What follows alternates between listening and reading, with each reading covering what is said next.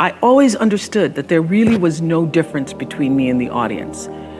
At times I might have had better shoes, but at the core of what really matters, that we are the same. And you know how I know that? Because all of us are seeking the same thing. You're here at this fabulous school, and we'll go out into the world and each pursue based upon what you believe your talents are, what your skills are, maybe your gifts are, but you're seeking the same thing. Everybody wants to fulfill the highest, truest expression of yourself as a human being. That's what you're looking for. The highest, truest expression of yourself as a human being. And because I understand that if you're working in a bakery and that's where you want to be, and that may be what you've always wanted to do, is to bake pies for people or bake cakes for people or to offer your gift, then that's for you. And there's no difference between you and me, except that's your platform. That's your show every day.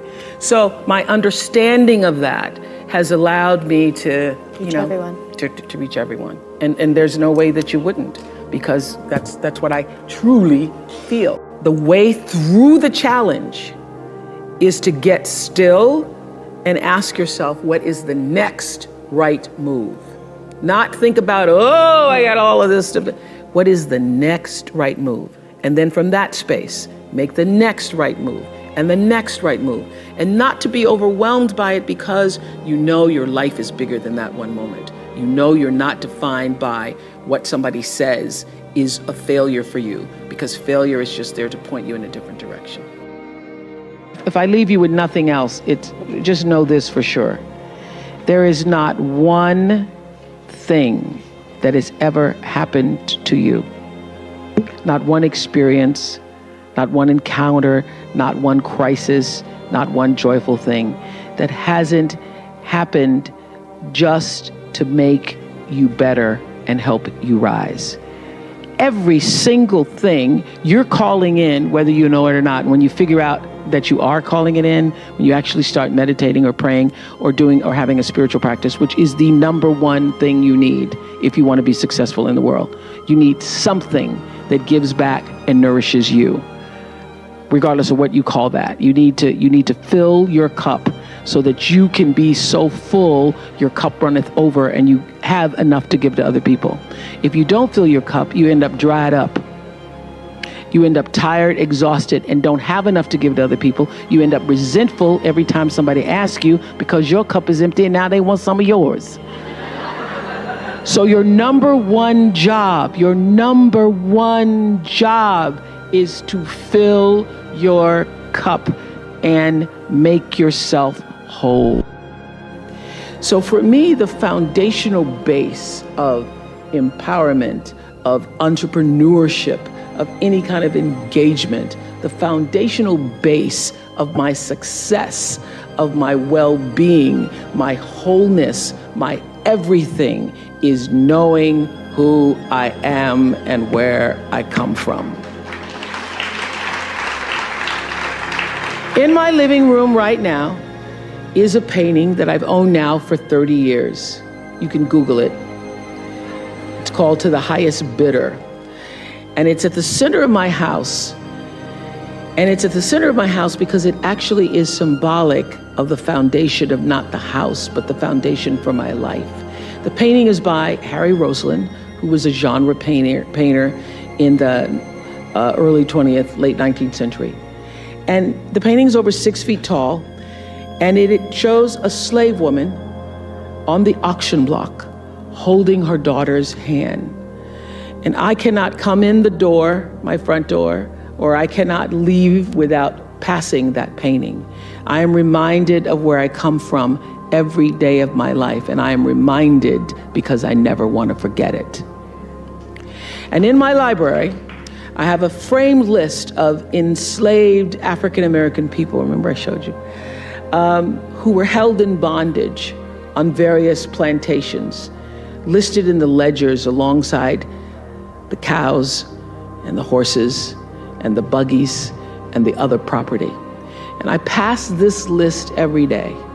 And often I stop in front of it and just speak their names out loud and their ages. Jonas, 11 years old, $500. Sarah, 41 years old, $900. Elizabeth, 57, $800. And I force myself to consider the absurdity and the obscenity of prices being affixed to each one should they be placed up for sale. And I sometimes just pause before them with a prayer, particularly before I have to make a big decision about one of my companies or whether I move forward or whether I stay still. It reminds me, speaking those names out loud, not only of where I've come from, but how far I have to go because of them. And it reminds me that I am never alone. It reminds me of what I've come through to get through.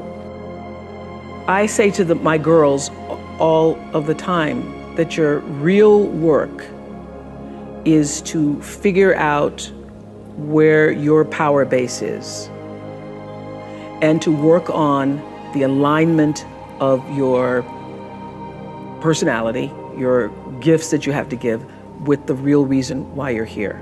That's the number one thing you have to do, is to work on yourself and to fill yourself up and keep your cup full. Keep yourself full. Now, I used to be afraid of that. I used to be afraid, particularly from people who say, oh, she's so full of herself. She's so full of herself. And now I embrace it. I consider it a compliment that I am full of myself. Because you only when you're full, I'm full, I'm overflowing, my cup runneth over. I have so much to offer and so much to give. And I am not afraid of honoring myself. You know, it's miraculous when you think about it. Everybody has a different talent. And the reason we're all so messed up is because you're looking at everybody else's talent and wishing you had some of their talent. All the energy that you spend thinking about, wishing about, being jealous of, envious of anybody else is energy that you're not only putting out is going to come back to you negatively, but you're taking that away from you. All your energy should be forced on, what do I have to offer?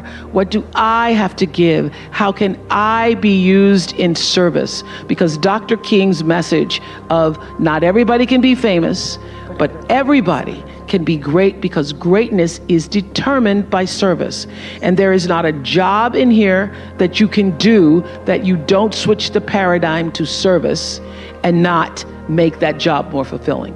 I don't care what the job is. If you say, I'm a singer, I'm a dancer, I'm an artist, I'm a teacher, I'm a nurse, I'm a doctor, I'm a janitor, I'm a clerk, if you say, if I look at this from how do I use this in service to something bigger than myself?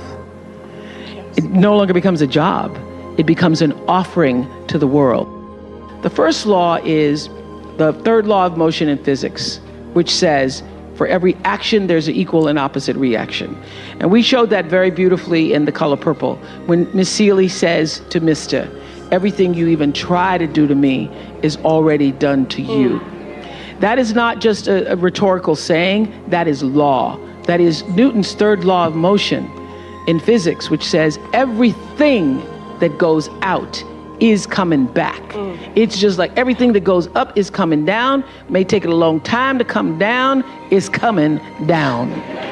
Everything that goes out is coming back, it's coming back. So to answer the power of manifestation and meditation, what meditation does is sync you up with the source.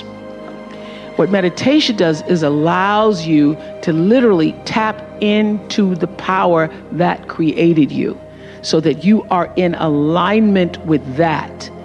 And so when you carry that out into the world, everything that you do comes from the center of that alignment that's coming from the source that we call God, we call divine energy, divine intelligence, whatever name you want to give it to, we call life. When you are synced up with life, life just gives to you.